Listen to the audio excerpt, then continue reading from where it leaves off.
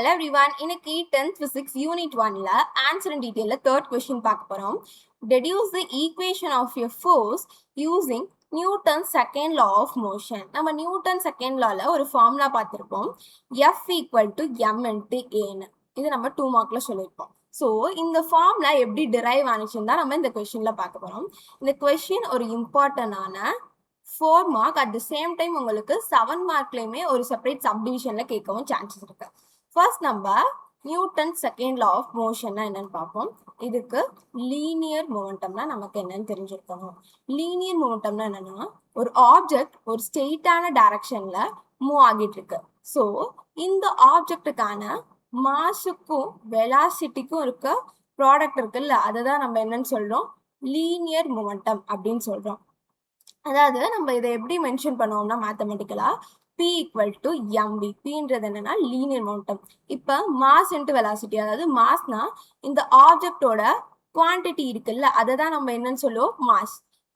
Next அதோட velocity. வெலாசிட்டினா இந்த ஆப்ஜெக்டோட speed, இதுதான் நம்ம வெலாசிட்டி. ஸோ இது ரெண்டுத்துக்கும் இடையில இருக்க ப்ராடக்ட் இருக்குல்ல, இதை தான் நம்ம என்னன்னு சொல்றோம் லீனியர் மொமெண்டம் அப்படின்னு சொல்றோம். இப்போ ஒரு எக்ஸாம்பிள் பார்ப்போம். நமக்கு இப்போ இங்கே ஒரு ஃபுட்பால் இருக்கு. இந்த ஃபுட்பாலில் நம்ம இப்போ கம்மி ஃபோர்ஸ் அப்ளை பண்ணி கிக் பண்ணுறோம். அப்போ இந்த ஃபுட்பாலோட ஸ்பீட் நமக்கு எப்படி இருக்கு, கம்மியாக இருக்கு.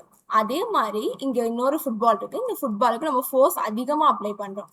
அப்போ இந்த ஃபுட்பாலோட ஸ்பீட் நமக்கு எப்படி இருக்கு, அதிகமாக இருக்கு.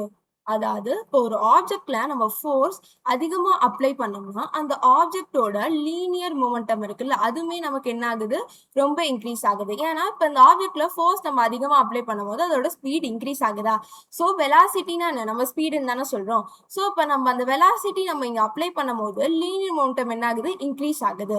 ஸோ இதை தான் நியூட்டன் செகண்ட் லால என்ன சொல்றாங்கன்னா, force directly proportional rate of change of linear momentum அப்படின்னு சொல்றாங்க. ஓகேவா? அதாவது இப்போ ஒரு ஆப்ஜெக்ட்ல நம்ம ஃபோர்ஸ் இருக்குல்ல, அதை நம்ம இன்க்ரீஸ் பண்ணோம்னா அந்த ஆப்ஜெக்ட்ல இருக்க லீனியர் மொமெண்டமே நமக்கு இன்க்ரீஸ் ஆகும். அதே மாதிரி ஒரு ஆப்ஜெக்ட்ல ஃபோர்ஸ் டிக்ரீஸ் ஆனிச்சுன்னா அந்த ஆப்ஜெக்டோட லீனியர் மொமெண்டமே நமக்கு எப்படி இருக்கும், கம்மியாக தான் இருக்கும்.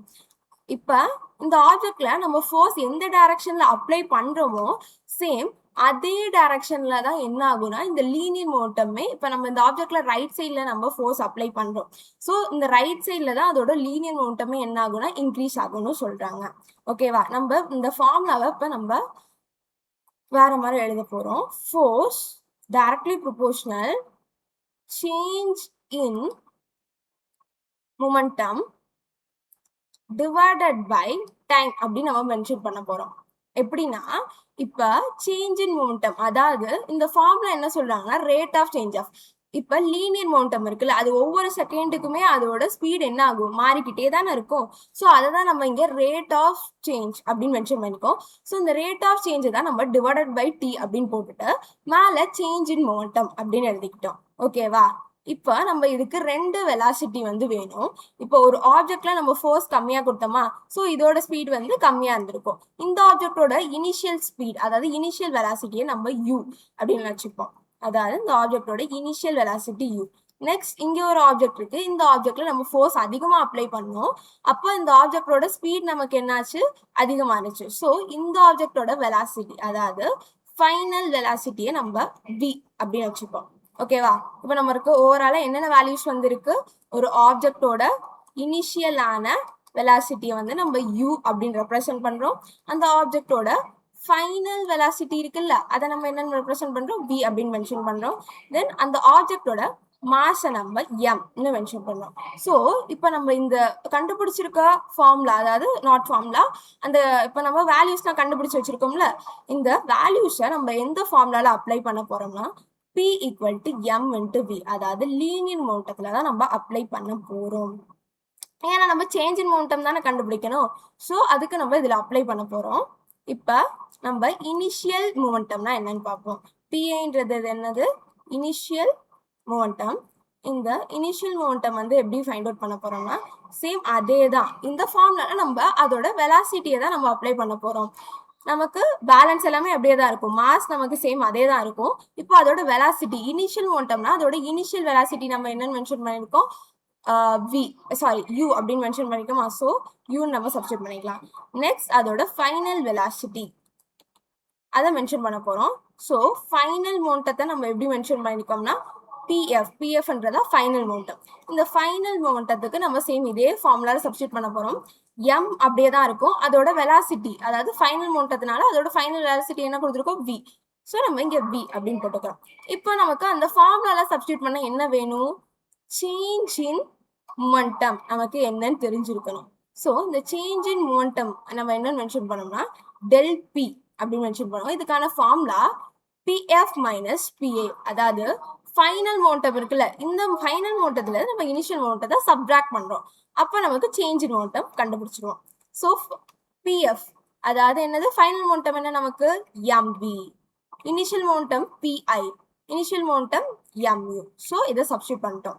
இப்போ நம்மள்ட்ட இருந்த ஃபார்முலா என்னது, எஃப் அதாவது force directly proportional change in momentum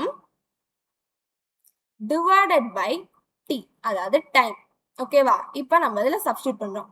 f directly proportional change in momentum அதாவது del p நம்ம என்ன ஃபைண்ட் அவுட் பண்ணி வச்சிருக்கோம். சாரி, இங்க வந்து நம்ம இனிஷியல் மொமெண்டத்துக்கு வந்து என்ன மென்ஷன் பண்ணோம், mu மென்ஷன் பண்ணோம். ஸோ இந்த மிஸ்டேக்லாம் நீங்க பண்ணாம அவாய்ட் பண்ணிக்கோங்க.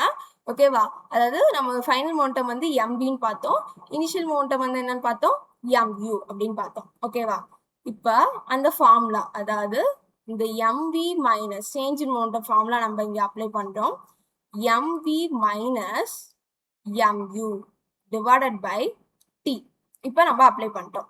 இப்போ இந்த அப்ளை பண்ண ஃபார்முலால நமக்கு எது காமனாக இருக்கு, எம். ஸோ இந்த எம்மை நம்ம காமனாக வெளியே எடுத்து போட்டோம்னா பேலன்ஸ் இந்த டேர்ம்ல வி இருக்கும், இதில் யூ இருக்கும். So V minus U divided by T. Next நம்ம என்ன பண்ணணும்னா இந்த ப்ரொபோர்ஷனல் சிம்பிளை ரிமூவ் பண்ணிட்டு ஒரு கான்ஸ்டன்ட் ஆட் பண்ணணும். நம்ம இங்கே ஆட் பண்ண போகிற கான்ஸ்டன்ட் என்னன்னா கே. கேன்றது என்னன்னா ப்ரொபோர்ஷனாலிட்டி கான்ஸ்டன்ட். கேன்றது தான் ப்ரொபோர்ஷனாலிட்டி கான்ஸ்டன்ட் அப்படின்னு சொல்லுவோம். ஸோ இந்த கான்ஸ்டன்ட்டுக்கான வேல்யூ என்னன்னு பார்த்தோம்னா கே ஈக்குவல் டு 1. இதுதான் இந்த கேவோட வேல்யூ. எல்லாத்துலேயுமே இந்த கேவோட வேல்யூ எப்படி இருக்கும்னா கே ஈக்குவல் டு 1 தான் இருக்கும். இதோட வேல்யூ சேஞ்ச் ஆகுது. எஃப் இப்போ நம்ம இந்த ப்ரொபோர்ஷனல் சிம்பிளை ரிமூவ் பண்ண போகிறோம். ரிமூவ் பண்ணிட்டு ஈக்குவல் டு ஆட் பண்ணிட்டு தென் அதோட கான்ஸ்டன்ட் என்னது K. K M V minus U divided by D.